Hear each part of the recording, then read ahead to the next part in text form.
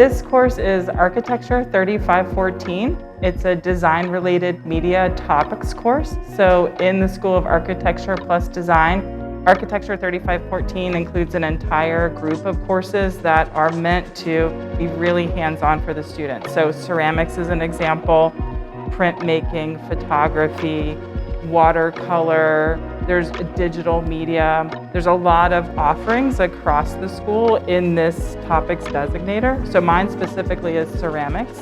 In the fall, I offer a hand building class, so the students do pinch pots, oil pots, slab pots, and wheel thrown pots, each for a few weeks. And then at the very end of the semester, some of the projects you saw today are the students trying to wrap up. So they're picking a technique that's appropriate for the form that they want to make, and they're really showing me that they've designed a pot, that they can do the technical methods necessary to complete it, and then get it all the way to completion through firing and glazing.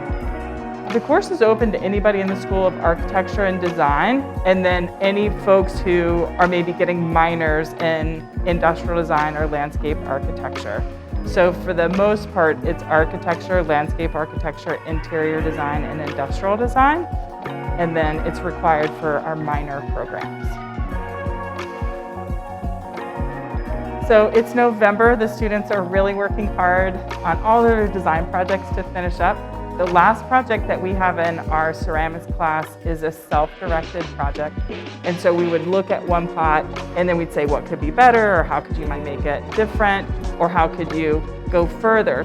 So a lot of times I'll take small pieces of clay and shape them for the students and then try them and show them the best techniques. And then their job is to interpret that technique and try and achieve whatever it is that they've drawn.